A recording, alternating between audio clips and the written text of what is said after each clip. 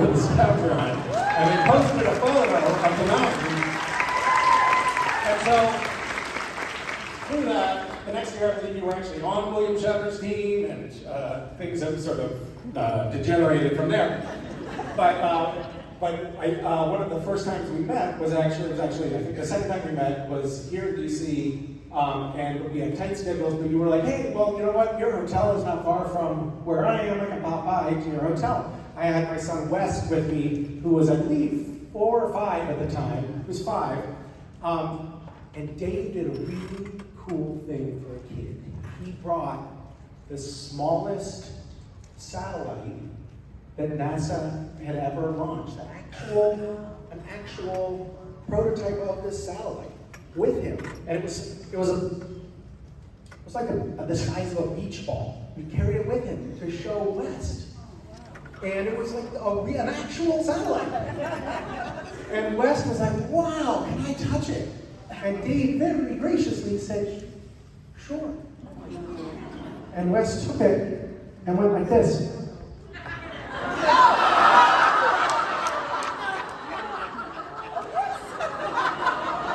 Yep, Dave's on it. True story. Anyway, thanks for the memories.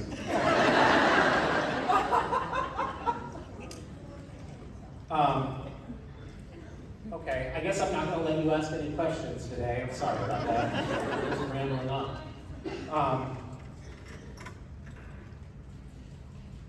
Yeah.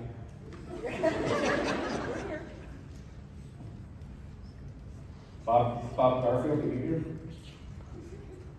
Bob?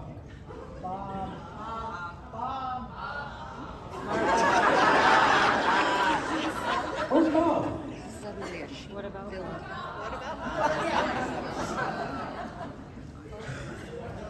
Did you ever find Bob, folks? Shit.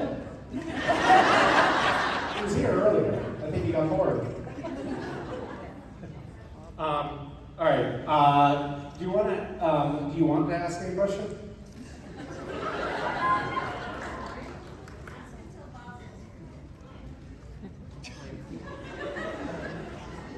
Hey Bob, where are you? Did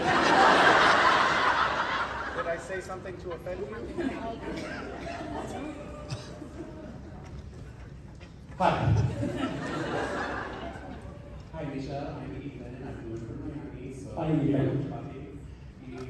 My question, so I did Misha Gish back in 2013, 2014. Back in the beginning? Yeah. That might have been massive times, actually.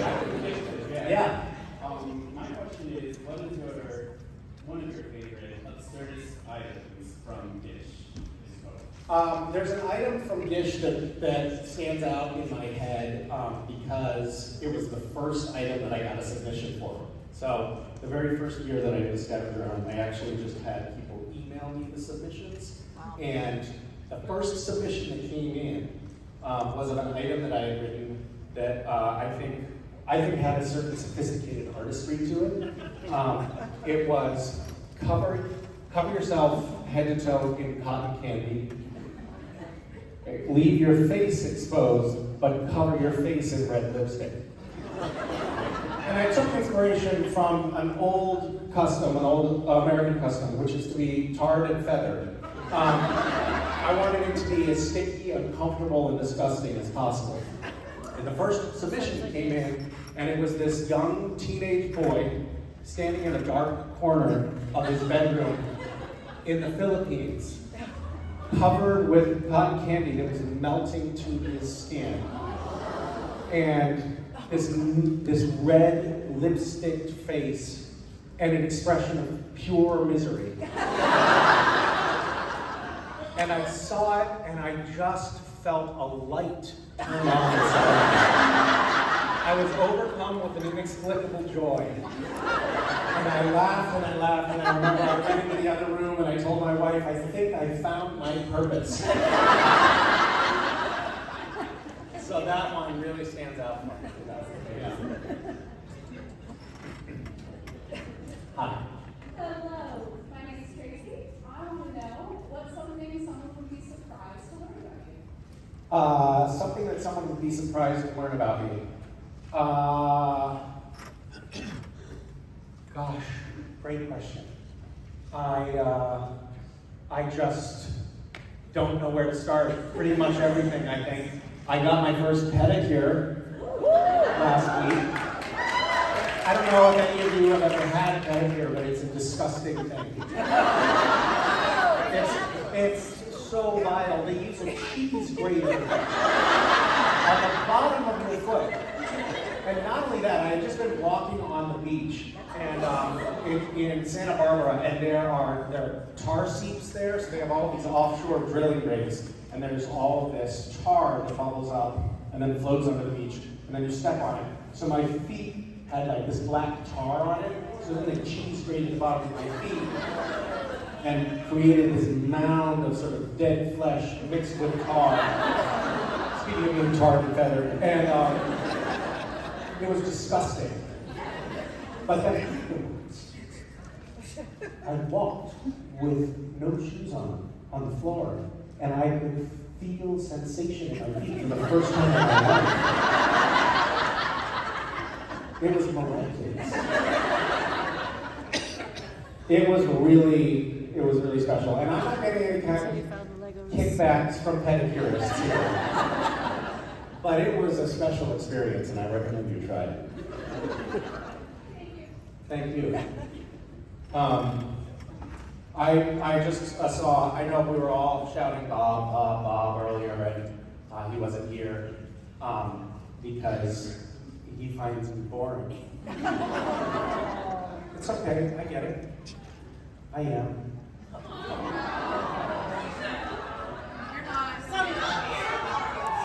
But thank you for your honesty. There's one person in the front. So, I used to be a really big fan of National Public Radio back before podcasts existed. Bob's over here. I know about this. And I was such a fan that when I was 18, I lived in Massachusetts, and when I was 18, my girlfriend was like, I got you a birthday present. She lived in Northern Virginia, so we were down in Northern Virginia. And I was like, oh, cool, what is it? She's like, I'm not telling you. She's already screwed up 3 presents by spilling the beans before the gift was given. So she's like, I'm not going to fuck this one up. And I said, oh, come on, just give me a hint. She said, just wear like some reasonably nice clothes and take you into the city, into DC.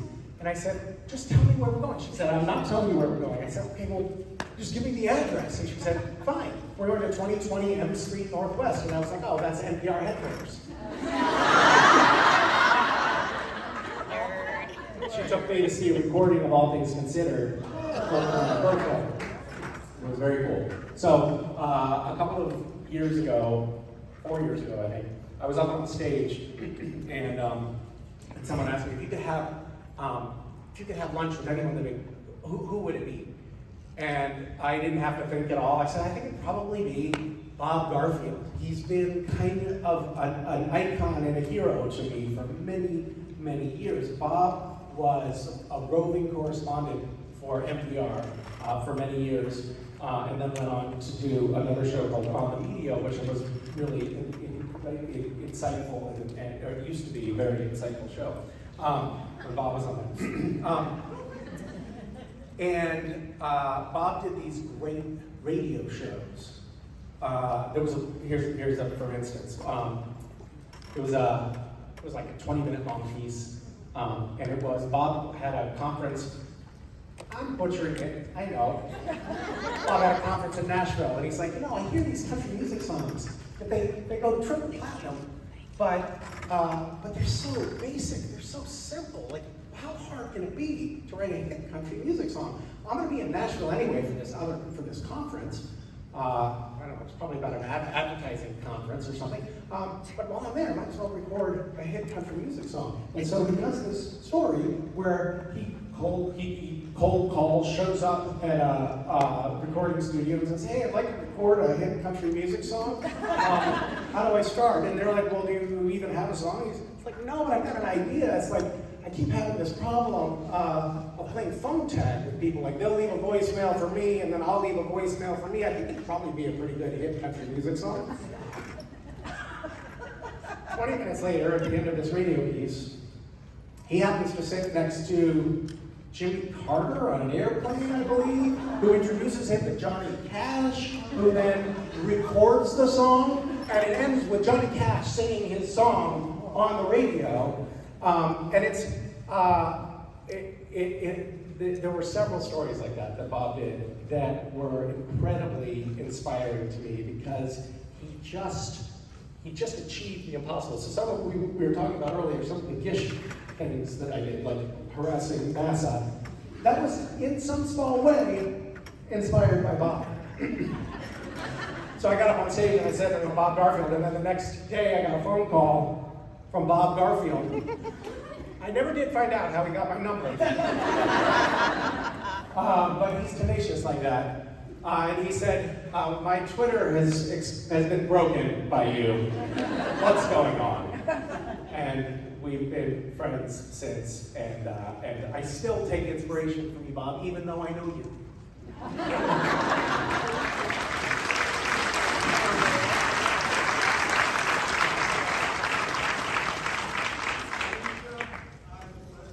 Yes, sir.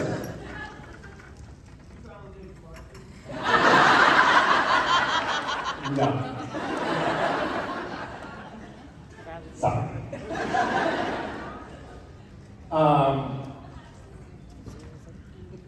Yeah.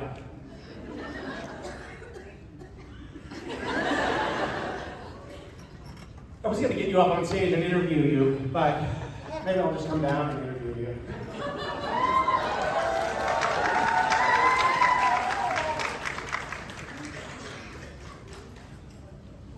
Hi. Good to see you. You're used to this because you always have been in the public eye on the radio.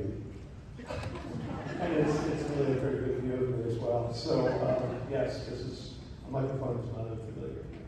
What have you been working on lately? Okay, first I'm going to come back to another question. Who the fuck cares? I'm writing a book, obviously, about Serbia. Because, right? Yeah, it's kind of a no-brainer. You're going for Blockbuster. Exactly. I mean, it's not great to be in this position because I'm trying to write this book. I'm trying to make it important and funny. All I can think of is the movie that's going to be made from the book. Yeah. Who are you seeing cast in the lead?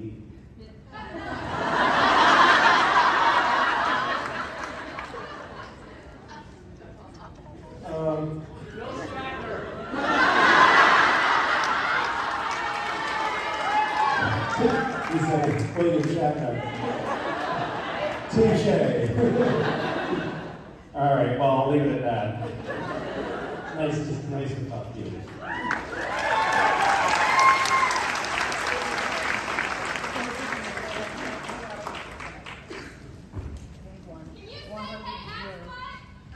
No, I can't say because it's a violation of the Screen Actors Guild requirements. And I'm not allowed. You know what? The Screen Actors Guild has this rule that I'm not allowed to get up here and talk about the show that I was on. That's the reason that you're all here. But I think that's kind of bullshit, and I'll tell you why. A, the show's over. B, whenever I talk about it, I defame it. So really, I'm going after the man when I'm up here and talking about the show. They should actually, the Screen Actors Guild should actually pay me to talk about the show when I'm up here. Because I make it look bad. It's not promotion, it's demotion that I do. Don't boo me. Hi. Hey, Misha, I'm Samantha from New York. Hi, Samantha from New York. I wanted to ask you, what is your funniest character moment? My funniest parenting moment? Oh gosh. I don't think I have any funny parenting moments. My children are very serious.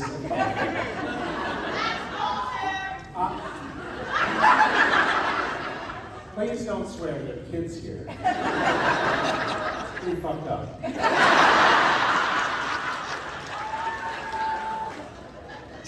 My kids are imbued with such a deep and abiding earnestness and insightfulness. I kind of see them more as spiritual leaders than as children. My kids, I'll give you a for instance. I was cuddled with my kids in bed, reading them a bedtime story. And I was suddenly overcome by emotion. And I said, I don't want you two to ever grow up. I want you to stay my little kids forever and ever. Have you said a similar thing to your kids? Yes. Yes.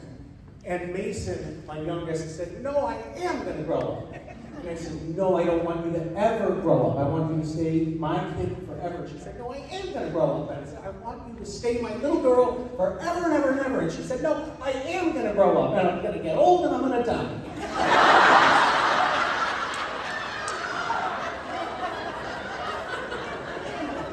Wise words.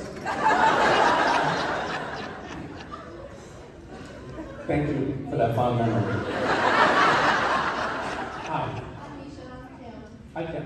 You do a lot of charity work, and was there anything, a specific event in your life that drove you to take that path, or was it just?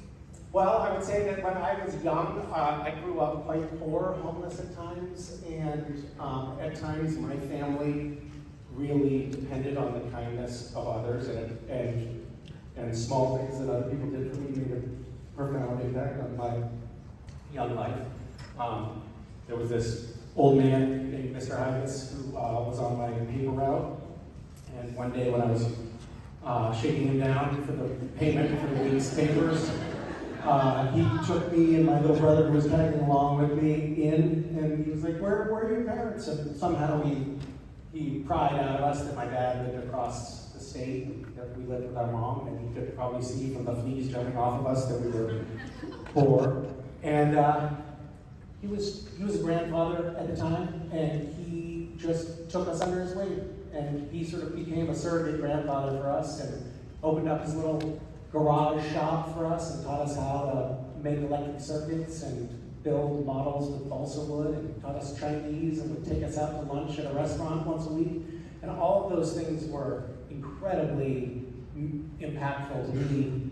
And it was the kindness of a stranger, really. I mean, he became a friend, but there were other moments like that in my childhood where people did. My mom and I were camped out on the side of the road and in a tent, and someone stopped in a pickup truck and was like, what are you doing in a tent on the side of the road? And we were, whatever, that doesn't matter. Point is, we were in a tent on the side of the road. They put us up in a motel and they gave us a gift certificate to Abdow's Big Boy for $14, which was like so much money. We had so much French fries. And that stuck with me, you know.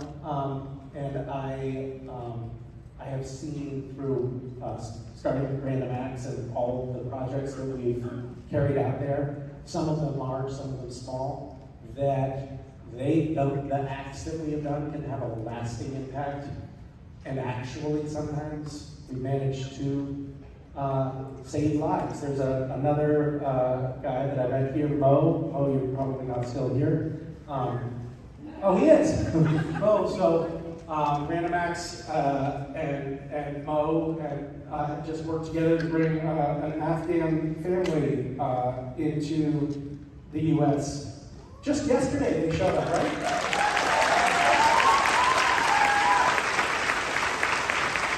A family of 10.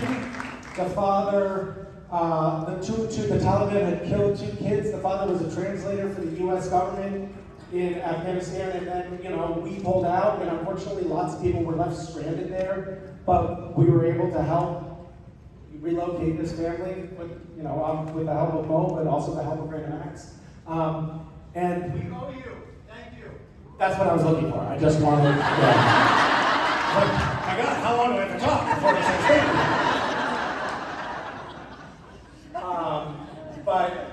But there are instances that we can look at where it's not just a small gesture that has like a little tinge of personal meaning, but also there are acts that can fundamentally change the course of a family's lives.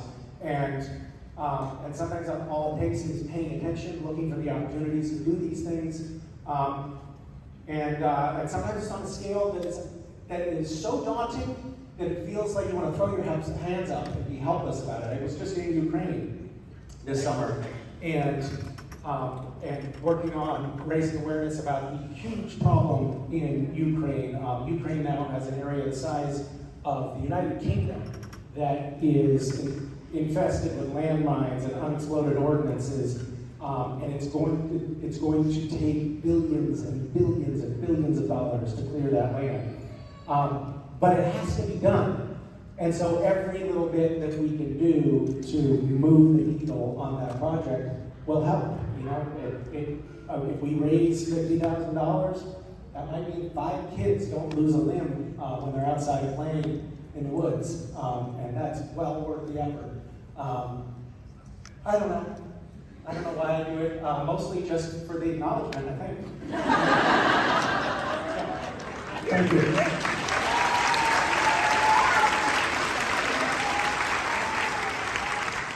Hi. My name is Lisa. Hi.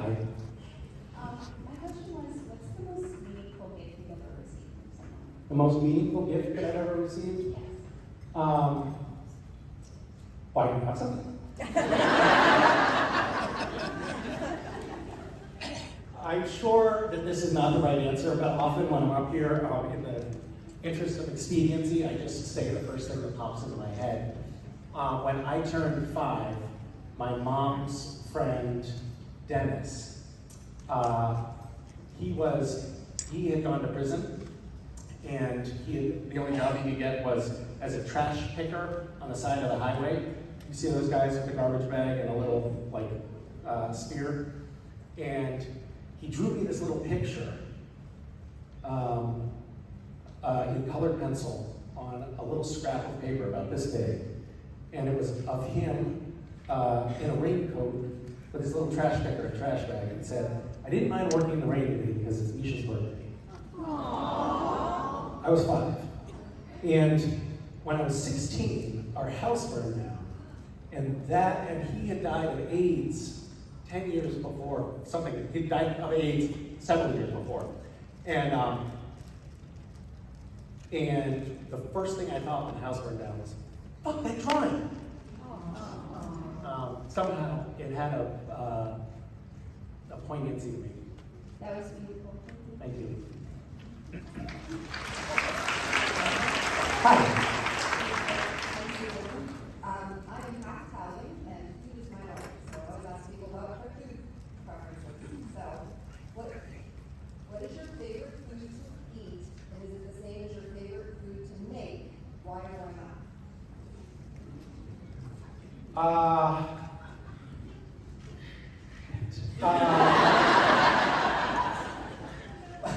Sometimes the first thing that pops into my head is my mind's a blank.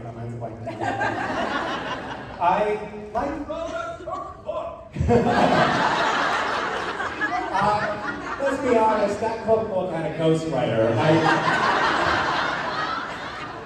I just showed up for the photo ops.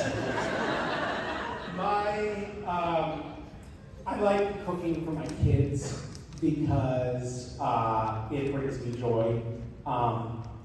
Cooking is a way that I convey love. And so, for example, even on a school day, I always cook something for the kids, even if it's gonna be, we're gonna be rushed in the morning.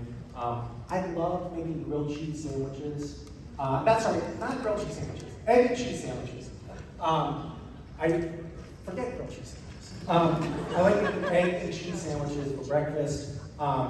And it's something my kids are vegetarian, I'm not, but that's something that we all eat together, and I love doing that. And it's something that, in the morning, I'll make egg and cheese sandwiches, and I know that each of us has a slight different preference on how theirs is prepared. I make a damn good sandwich.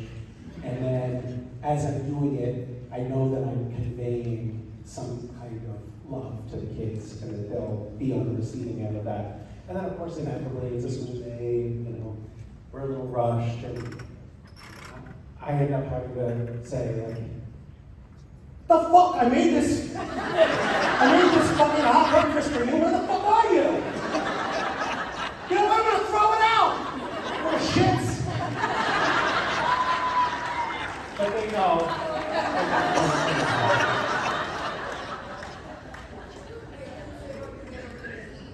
What? Well, I love eating that. I mean, it's not like, I would probably say salmon or something boring like that, but I'm going to just stick with egg and cheese because it makes a better story. Hi. Bill from Ohio. Hi, Bill. I've been a huge Michigan Ghost. Oh, that's nice to hear. What are your go-to podcasts right now? My go-to podcasts right now, you know what? I've been a little burnt out on podcasts. I feel like a lot of the podcasts that I really loved ran out of steam or are now rehashing a lot of the same ideas, and I get a little bit frustrated by that. I don't love podcasts where like celebrities are being interviewed because usually they haven't asked me to be interviewed. I used to love Radiolab because I thought it was like it was very inventive in terms of not only the content but the structure and particularly the audio mix. It was always kind of a brilliant mix in the sound. The editing was great.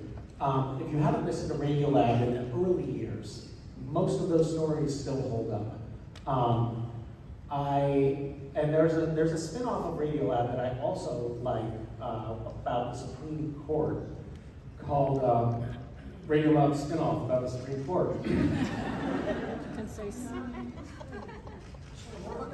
Well, thank you. More perfect.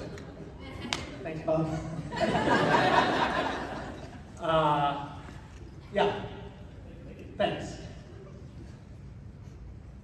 Hi. Hi, I'm Lee from Kentucky, Holland. And my wife is a percussionist and drummer, and she mostly does. I'm so sorry. She mostly does musical theatre, so I was wondering what your favourite music What my favorite music is? is. Musical. Musical. You know what I'll tell you? I'll tell you it's not Hamilton.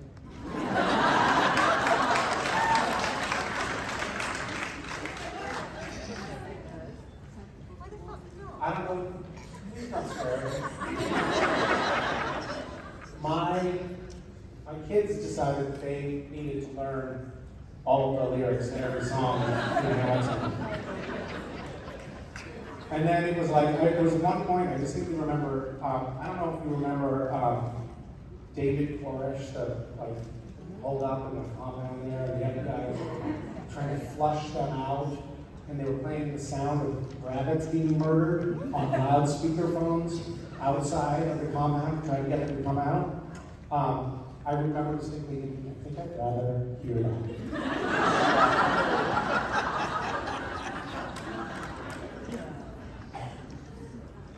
You know what's another sound that I don't love?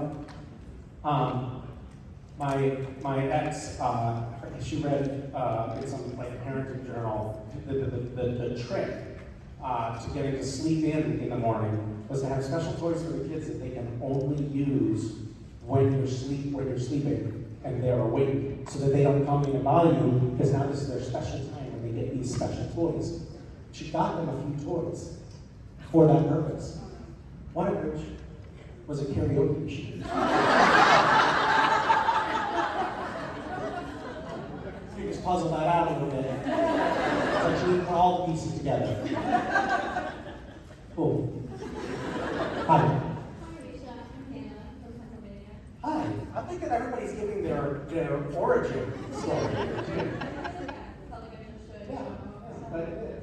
But I was just wondering, what's your favorite activity to do with your kids? This is so great. It's like such a reprieve from talking about the show. Now we can just talk about nothing.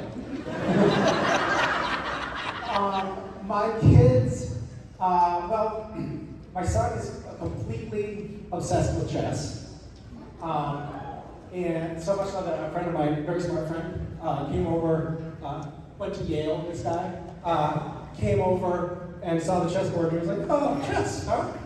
This guy's my age. Wes, want to play chess? And Wes was like, not really. Actually, maybe if I'm blindfolded. And then Wes proceeded to beat him. So this is an activity that I do with Wes, but I don't like it because it's demoralizing. He'll start with like just a king and pawns and still beat me. Mason likes to paint and draw, and she has decided she would like to paint everything in the house. So light switch covers, sinks, toilets. Our toilets have they have eyeballs painted on them, and the words "I am watching you." It was particularly funny for me because I've also put hidden cameras in there. She doesn't even know about it. But I enjoy being graffiti artists around our rental, which is going to be a costly place to live. Yeah. Thanks. Hi. Hi, Misha. I'm Marie. My question is, what 3 items would you buy together in the store to freak out the cashier the most? To do what? To freak out the cashier. To freak out the cashier?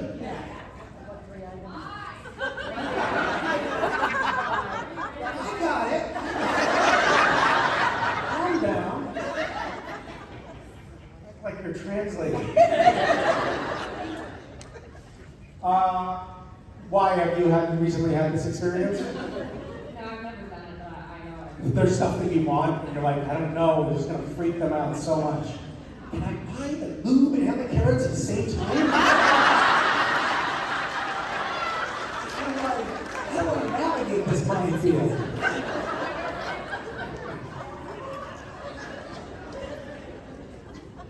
I actually did that. I went to a Target and they happened to have my book. I happened to see my book on the shelf, and they had this like. I'm not proud of this. They had a clearance section with cardboard cutouts of the characters from Supernatural, including mine. And so I walked out. And I cardboard cutout of myself. And I put it on the belt for the cashier, partly just looking for the reaction. And all I got was just a sneer as it went by. There was no recognition. Probably partly because, the photo had been taken 20 years ago. Yeah, what would you buy? Now I'm curious. Trash bags, rope, and a copy of Fifty Shades of Grey.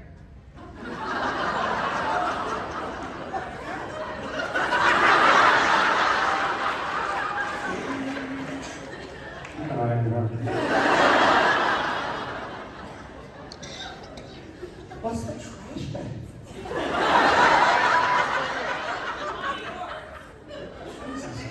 Easy cleanup. No, don't tell me. Hi. I'm Zoe. Hi, Zoe. My family's been doing Gish ever since I can remember, and Is it something that brought you together or drove you apart? Together initially, and then when some of you went to jail? People have been arrested participating in Gish, which is such a badge of honor. Yes? and I also had an ass-foot plushie when I was younger, and I hadn't even watched the show. Oh my God. But I wanted to ask, have you ever done any of the Gish prompts before, or wanted to? Oh no, that sounds humiliating. I actually did one year during COVID. We were all locked in the house, and I was like, oh, why don't we actually do some of the stuff for this dish? And so I had my kids participating, and we did one day of participation, and I felt like I was cleaning the house for a month afterwards. And I was like, whoever designed this thing is a fucking monster. consideration for how costly and difficult it is to manage that event. It was really eye-opening. Really awful. I'm sorry. Thank you. Hi. Hi, my name's Hannah, and I'm from Virginia. Wow. I've actually been here all of them. You've lived here your whole life? Yeah. Wow. Yeah, really. Nearby, Northern Virginia, or somewhere else? Fairfax, actually. Really? I lived in Fairfax briefly. Really? It was back in 1995, and it was in the cheapest apartment that I could find. I thought it was an apartment. It wasn't an apartment. It was a rooming house with like a lot of people who were struggling with mental health issues. All men, mostly veterans, and we shared a very tiny cockroach-infested kitchen and a bathroom. It was awesome. It was really awesome. My ex's family lived in McLean, Northern Virginia, and so I would come down here. She said, "Why don't you come down?" It was like the second year we've been together. "Why don't you come down and visit?" So I came down in the summer for a week. But her mom was very strict Catholic, and when I got there, I decided that I was not in fact staying with my girlfriend. I was staying in the neighbor's basement, and I was allowed in the house during daylight hours with her mother sitting on the couch watching us. So it was really great. I've had a lot of good experiences living in Northern Virginia. Really fond of it. Well, there's absolutely no reason for you to say that. How is that relevant to the... That's like that non sequitur out of you saying, "Wow, you're really fucking old." No, that's fine. I get it. All right, what's your question? My question was, Child. my question is, have your kids ever made you do anything that you absolutely hated but you did anyway? Yeah. Parenting.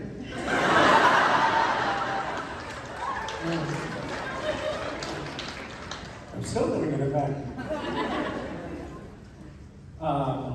My kids are actually sort of here. I brought them with me this weekend to Baltimore. They're visiting my 99-year-old grandmother right now. She's watching them for the day. And I'm hoping that the retirement home that she lives in is still standing when I get back. She hasn't been out of bed in 7 months, so I'm not sure how this is really going. I didn't think it all the way through.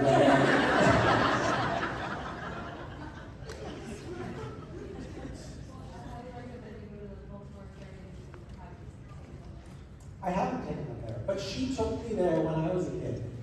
Yeah, it is great. I mean, it was great. I don't know if it's still great. But It's still great. Yeah. Hasn't changed. Yeah. Right, because you were probably at the aquarium yesterday. Because you're a child. You're 29? Yeah, that's what I said.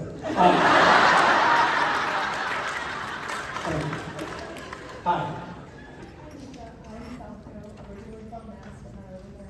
Oh, where at Mass are you from?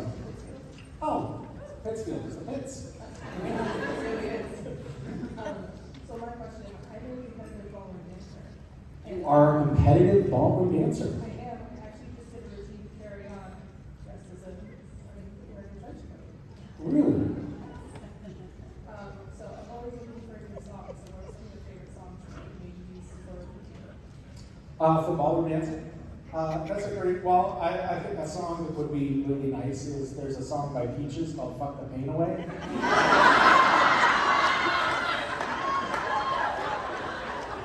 And I think that could be really cool with a foxtrot. Yeah, I can't wait to see that video. Great, thank you. Hi. From New York. My question is, there's a country song where the singer asks for 5 more minutes and many moments, and I wonder if there's any moment in your life that you wish you had 5 more minutes of?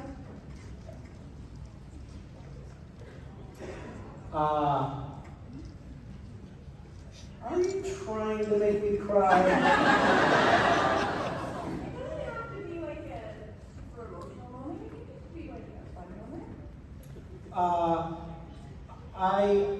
It's something I think about a lot is, I think it's partly due to parenting, just noticing the moments that might be the last moments of this particular thing.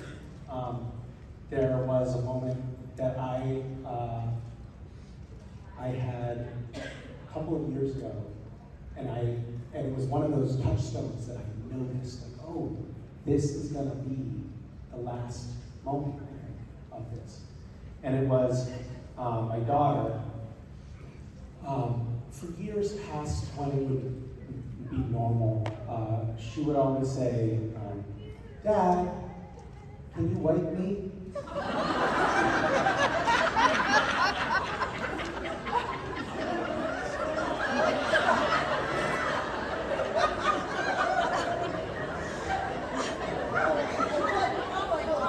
And I distinctly remember thinking, this hasn't happened for a few months, and I have a feeling this is going to be the last time. And I'm not saying I'd like to do that for another 5 minutes. I wouldn't. But I did have this moment as I was...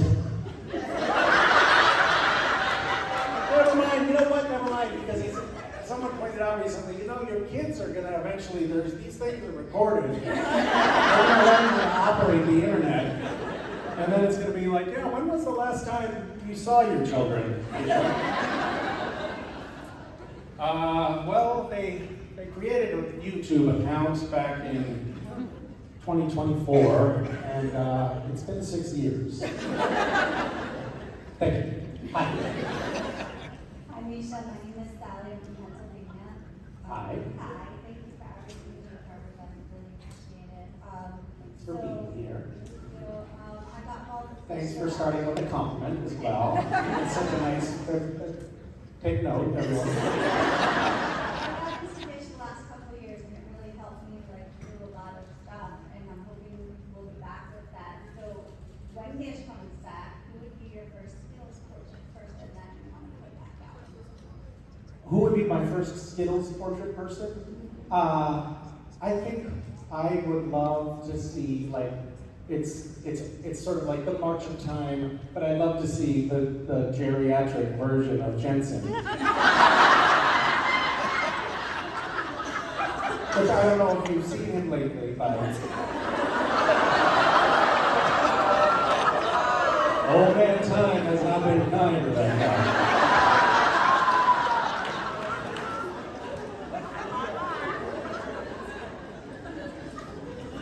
Don't mention that I said that when it comes up here. Thanks. I'm sure I've told this story before, but Jensen walked into a store to buy a phone charger, and somebody in there was working on this 3-foot by 3-foot portrait of his face in Skittles.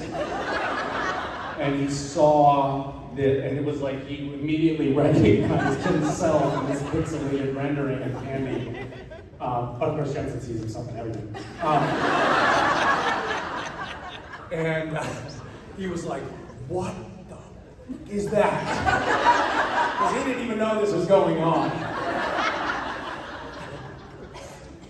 He sent me a text with a photo of him and the Skittles portrait, and he said, Misha, you have some explaining to do. So if you were to meet up with somebody that you were a big fan of, what kind of questions would you ask? How do I break into Nashville? What was that song that? The name of the song. Okay, first of all, If you correct the record, it undermines the. it was Willie Nelson. Oh, Willie Nelson! Johnny Cash! Yeah, Johnny Cash was dead, wasn't he?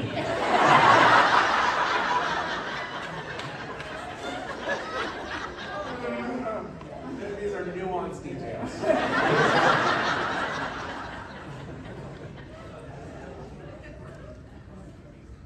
What was the song? Do you remember the name of it? Do I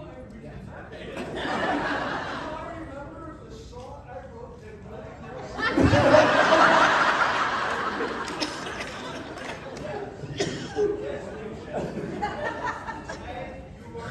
Tag You're In. That's right. There you go. That's what it's called. Tag You're In. Thanks. Yeah. Hi. Hi, I'm Tess. Hi, Tess. If you could go back in time and witness any historical event without changing anything, what would it be? Without changing anything? I was going to say the 2016 election, but now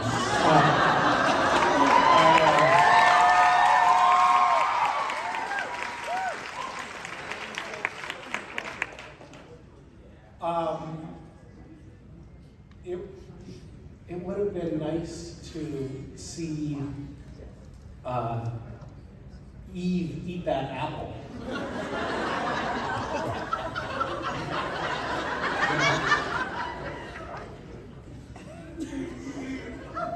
Thank you. Hi.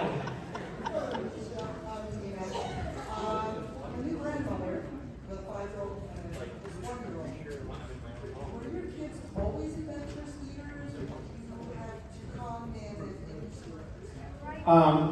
Hi guys. How are you?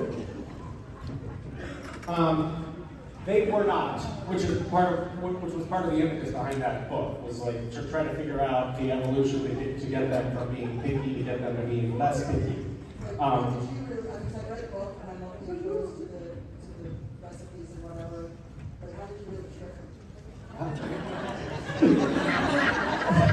I read your book, and it's got all of these tips, like best practices from child psychologists. Well, we all know that's a bunch of bullshit. You bribed them. How did you do it?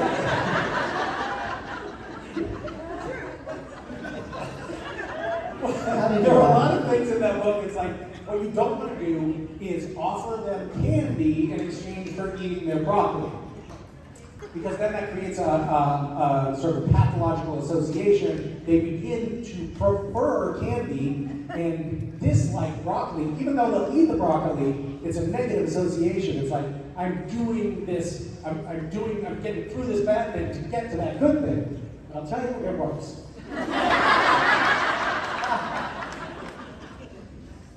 Is that it? Is that the last question? I guess so. That was the last All right. question. Well, goodbye, everyone.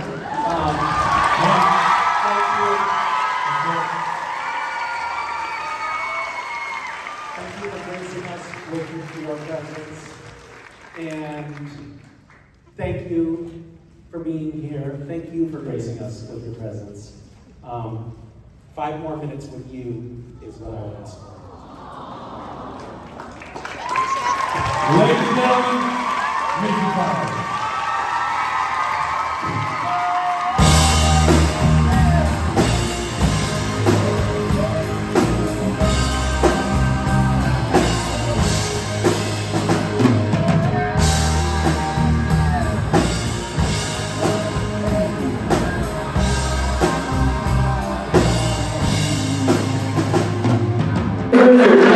I'm right here, Robert. Where I don't see you. But Robert, I'm right here. Where? Everybody else can see me, Robert.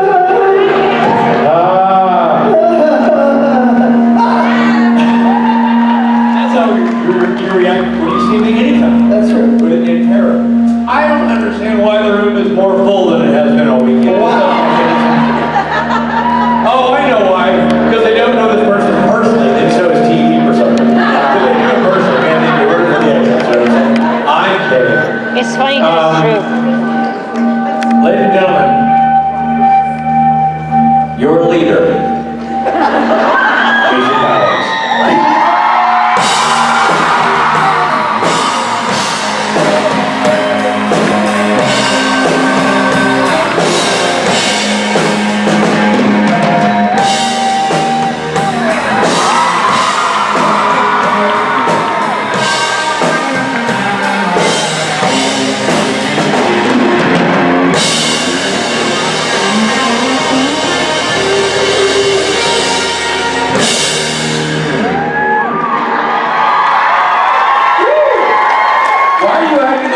covered a great distance. I know where you started. It was right there.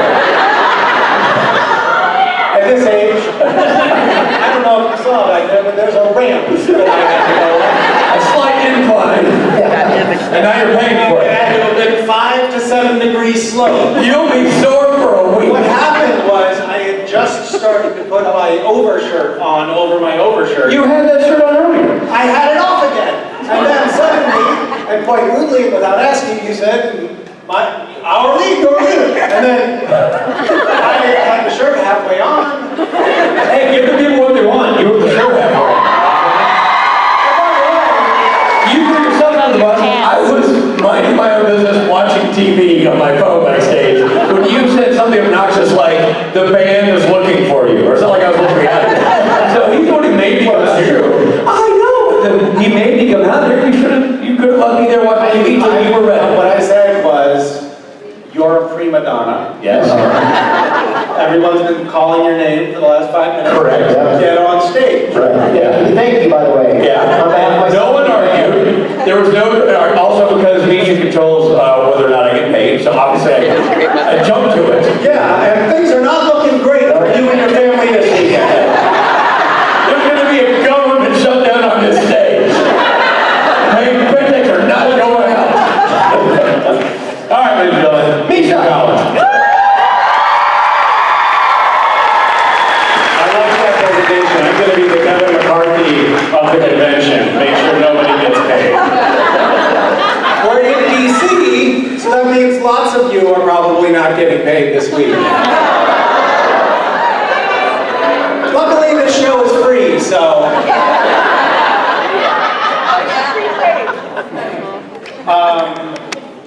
Hi, everyone. Nice to see you. You may notice that we are wearing Christicon shirts.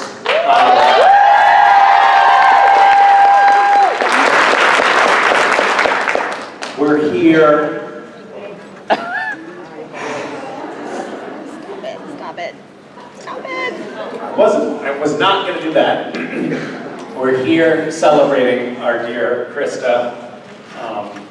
We're so glad that you came and spent this time with us, and so much time over so many years. We love you. Love you too. And you have been a force of joy and optimism, and always a light to see at these shows, year after year. And we're grateful for you. So thank you.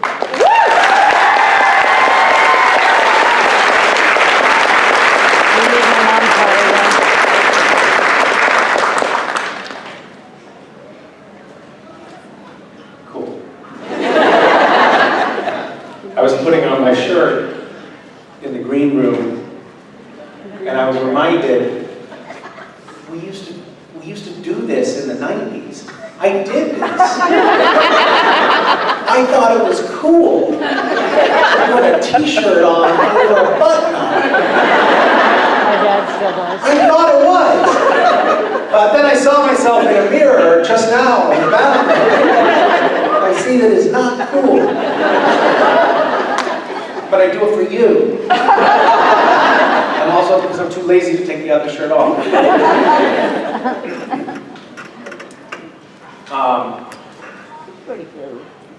Well, it's nice to be back in DC. I've spent a fair amount of time here over the years. I was a White House intern here years and years and years ago. Sorry about that. It's all right. Not your fault. It was actually, I was a White House intern 3 months before the words White House intern took on a new meaning.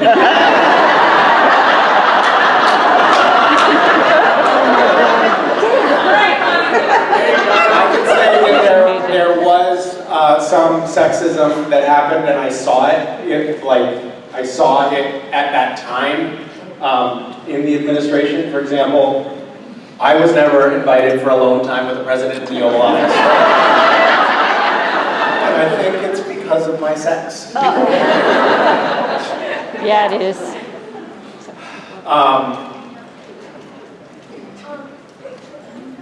what else do I want to talk about?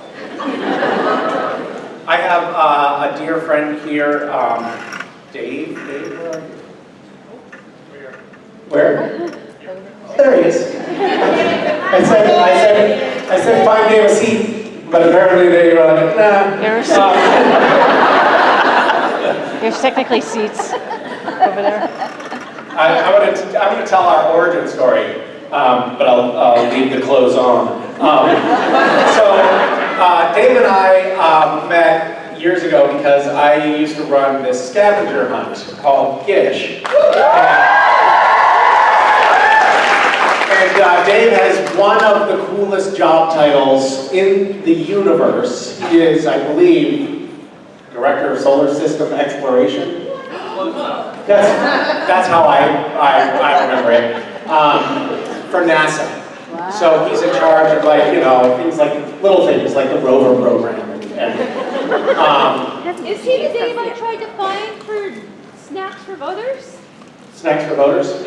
I don't know. I don't know who you tried to find. So Dave, working at NASA, and one year I had an item in the hunt that was get an astronaut on the space who is currently on the space station to hold up a sign with your team name on it. And at the time, they had Wi-Fi somehow on the space station. I don't know how that's possible because I still can't get Wi-Fi working at my house. But they have Wi-Fi on the space station, and all of the astronauts are egotists, so they have social media. So all of the astronauts on the space station were getting inundated with messages from Gishers saying, please take a sign, draw a picture of my team, and take a picture. And so NASA posted on its official Twitter feed. We understand that you have a scavenger hunt to do, but our astronauts have real work to do. Please leave them alone. NASA told us to leave them alone. So the next year in the hunt, I put an item in the hunt that said last year NASA told us to leave their astronauts alone. We know that they've been kicking themselves all year for that rash decision.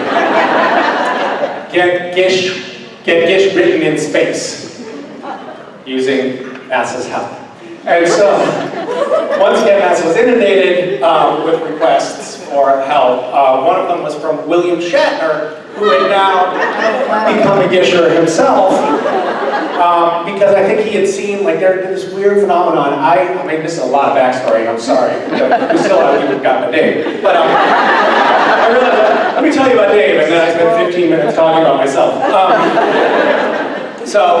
William Shatner had seen on the internet this thing that happened was called the Misha apocalypse. And what it was I had been on stage at Comic-Con. Do you know the expression deer in a headlight? Yeah. Well, this photo had been taken of me on stage at Comic-Con, and it was more like drug addict in the headlights. My eyes were popping out of my head, I looked pasty and horrible, and somehow some fan was like, everyone should change their avatar on social media to this horrific photo of this man who looks like his head's about to pop. And it came this thing where really weirdly, 100,000 people did that. And then William Shatner was like, wait a minute, I want that kind of attention. And next thing you know, he's participating in Gish. So when William Shatner, though, reaches out to NASA and says, hey, could you help me with this thing? All of a sudden, NASA's like, what can we do for you, Captain? And so Dave ended up running it up the flagpole at NASA, and apparently it actually had to go to the director of NASA because it's a weird violation of private-public partnerships or something. But NASA that year posts on its Twitter feed that they have officially named a mountain on Mars Gishwiz for the scavenger hunt, and they posted it